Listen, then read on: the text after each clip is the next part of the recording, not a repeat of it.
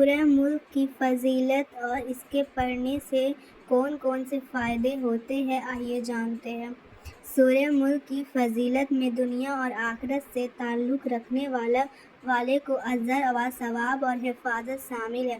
رات کو اس کی تلاوت سے قبر کے عذاب سے حفاظت ملتی ہے اور قیامت کے دن اس کی شفاعت ملتی ہے۔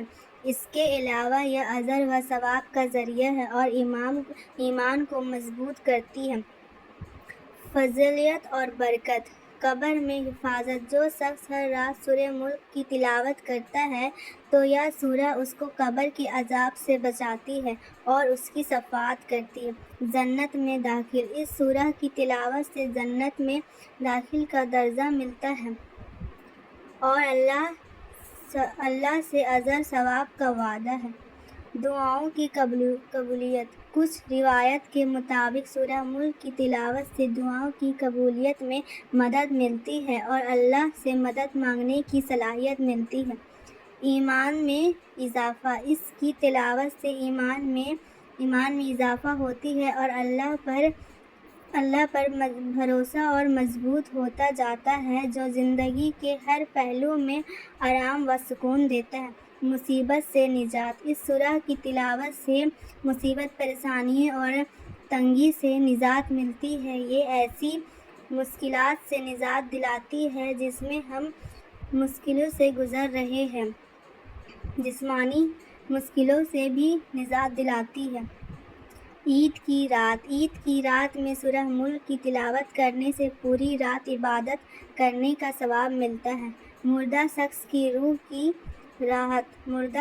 کی روح کو راحت اور سکون ملتا ہے اگر اس کے لیے سورہ ملک کی تلاوت کی جائے۔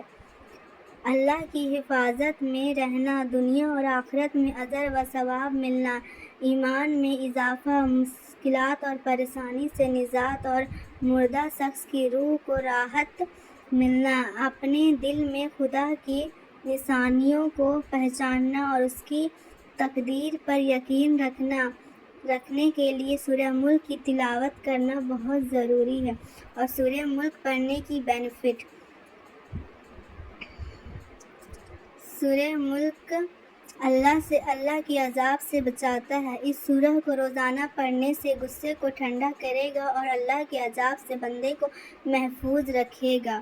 سورہ ملک آپ کی معافی اور مغفرت کے لیے سفارش کرے گا۔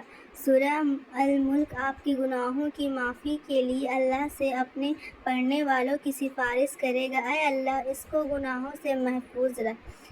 اس کو کب پڑھیں؟ اس سورہ کو سونے سے پہلے پڑھیں، کیونکہ سونے سے پہلے پڑھنے پر اس کی فضیلت حدیث میں بیان کی گئی ہے۔ جب آپ سونے سے پہلے سورہ ملک پڑھتے ہیں تو ایک فرشتہ آپ کی حفاظت کے لیے آتا ہے، کیونکہ جب کوئی ویکتی سو رہا ہوتا ہے تو وہ اپنی حفاظت نہیں کر پاتا۔ اللہ ہم تمام مسلمانوں کو اس سورہ کے پڑھنے، اس کو سمجھنے اور اس کی بتائی گئی باتوں پر عمل کرنے کی توفیق دے، آمین۔